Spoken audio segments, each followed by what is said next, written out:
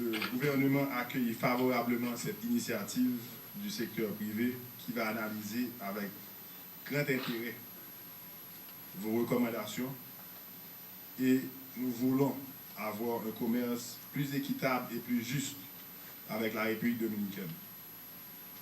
Le gouvernement haïtien a entrepris plusieurs démarches pour arriver à rendre ce commerce plus juste et plus équitable.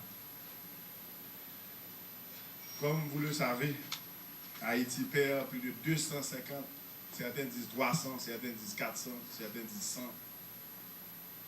Mais de toutes les façons, chaque dollar qu'on perd est un dollar de trop. Et chaque dollar qu'on peut récupérer, on doit faire tout ce qui est de notre ressort pour récupérer ces fonds perdus. Nous voulons assumer un rôle dans la promotion des intérêts commerciaux et économiques d'Haïti. Et nous avons déjà fait beaucoup de choses dans ce sens. Le président de la République était le président tournant de la CARICOM. Au niveau de la CARICOM, il y a eu plusieurs efforts de promotion qui ont été faits. Il y a eu plusieurs événements régionaux organisés en Haïti. La promotion de l'image d'Haïti à travers le monde est faite tous les jours et renforcée par nos consulats, par nos ambassades, et on continuera à le faire. La promotion des sites touristiques d'Haïti, des valeurs haïtiennes à travers le monde se fait par le président de la République, par moi-même, par tous les membres du gouvernement, par le ministère du Tourisme, le ministère de la Culture, et ceci, nous voulons marquer une différence. Parce que, oui, nous avons nos problèmes. Oui, Haïti est un pays, on a connu des déboires, mais nous avons aussi des sites touristiques des plus beaux du monde. Nous avons une culture des plus riches au monde. Donc pourquoi ne pas se concentrer sur ce qu'il y a de positif et aussi travailler pour réduire le négatif. Donc ça a été notre devise et nous continuons tous les jours, toutes les heures à faire de notre mieux pour bâtir une nation que nous toutes là capables fiers de ça. Donc le gouvernement a assumé une situation catastrophique, très difficile. Au niveau sécurité, par exemple, on est très conscient qu'il y a eu d'énormes progrès. Et vous êtes tous conscients que pour avoir l'investissement, que ce soit l'investissement étranger ou que ce soit l'investissement national, eh bien, il faut avoir des conditions sécuritaires de base. Nous avons établi un plan contre le kidnapping qui aujourd'hui a porté ses fruits. On va continuer avec ce plan parce que le taux de kidnapping qui était à un certain moment à plus de 60-80 kidnappings par mois, eh bien aujourd'hui, la moyenne est à moins de 2 ou 3 kidnappings le mois. Et le mois d'août, par exemple, on a enregistré 0 kidnapping et il y en a 1 ou 2 et ceux-ci sont gérés au même moment par la police et par l'unité, la cellule contre l'enlèvement. Nous avons aussi créé au niveau du gouvernement une stratégie de renforcement du CFI. Je sais qu'il y a beaucoup de travail à faire, cependant, il ne faut pas oublier côté nous sorti pour garder côté ni aujourd'hui. Le gouvernement que je dirige est très sérieux pour le renforcement du secteur privé.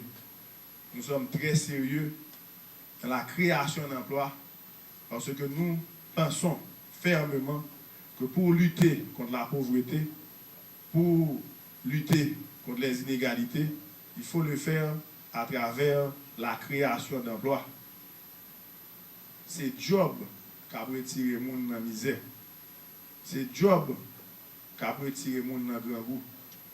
Et ça, on le dit partout, et on a fait ça capable pour créer job. Le Forum économique du secteur privé prône deux principes très simples qui, je pense, peuvent résumer la volonté même du gouvernement haïtien aussi, si je me permets de le dire. D'abord, nous souhaitons, en ce qui concerne la problématique de la frontière, que toutes les lois haïtiennes soient respectées. Je crois que si on le prend comme ça, ça englobe tous les potentiels problèmes qu'il peut y avoir sur la frontière. Deuxièmement, je crois que nous prônons, enfin je suis sûr que nous prônons que les relations haïtiano-dominicaines soient régies par deux principes fondamentaux qui sont la réciprocité et l'équité. Je ne vais pas aller plus loin et je voulais exprimer ces deux points parce que je pense que après cette rencontre, nous allons être appelés tous à plus de dialogue, à plus de discussion. Et je vais toujours m'efforcer de ramener ces deux points comme base de toute discussion et de tout dialogue qu'on pourrait entamer. Les détails des comment, des pourquoi, de tirer les points à l'intérieur, tout ça, je pense qu'on va toujours tomber d'accord là-dessus à partir du moment où nous sommes d'accord que d'engager un dialogue entre nous et d'engager un dialogue avec le Dominicain, ce dialogue doit être basé sur la réciprocité et l'équité et sur le respect de toutes les lois. Et le Dominicain ne peut pas nous demander d'enfreindre nos lois. On ne le fera pas. On le fait tous les jours même. On va éviter. La deuxième chose, Monsieur le Premier ministre, en ce qui concerne la création d'emplois, je suis très content que vous ayez soulevé ce point. Et je ramène encore le débat à la frontière haïtiano-dominicaine. Vous avez autour de vous aujourd'hui dans la salle des membres du secteur privé institutionnel qui représentent au moins 85% des taxes payées à l'État par les entreprises haïtiennes. Parce que tous les gens dans la salle aujourd'hui sont membres d'associations qui, elles, sont membres du Forum économique du secteur privé. Notre rêve est de pouvoir investir, créer des emplois, générer des revenus pour l'État. Cependant, il y a des obstacles. Et je suis d'accord avec vous, le gouvernement a hérité de ces obstacles. Et c'est pour ça que nous sommes déterminés à nous organiser et à vous supporter dans le travail de combattre ces obstacles. Et je reviens à la frontière. La frontière haïtiano-dominicaine et la manière dont elle est aujourd'hui représente un des principaux obstacles à la création d'emplois. Vous avez parlé d'emplois durables, c'est pour ça que je parle d'emplois. Il y a évidemment le secteur touristique, il y a le secteur d'exportation, d'assemblage pour l'exportation qui ne sont pas affectés par la frontière. Mais tous les autres emplois dans le pays sont affectés, y compris l'agriculture. Tous les petits paysans, tous les petits villages, tout le long de la frontière, ils ne peuvent rien cultiver, ils ne peuvent même pas produire des aliments de subsistance, ils sont toujours obligés d'importer tout ça. Donc tout ça pour vous dire que cette journée aujourd'hui, on essaie de la concentrer autour de la problématique de la frontière, parce que je crois qu'il y a un consensus aujourd'hui que cette problématique représente un des principaux obstacles au développement durable du pays. Et je vous remercie beaucoup d'avoir pris le temps aujourd'hui de venir nous exposer ce que votre gouvernement est déjà en train de faire pour résoudre le problème. Et surtout, je crois que vous avez été très clair en exprimant votre volonté de travailler avec le secteur privé haïtien. Parce que je vais vous réitérer, moi, aujourd'hui, la volonté du secteur privé haïtien de travailler avec le gouvernement pour résoudre ce problème et d'autres problèmes.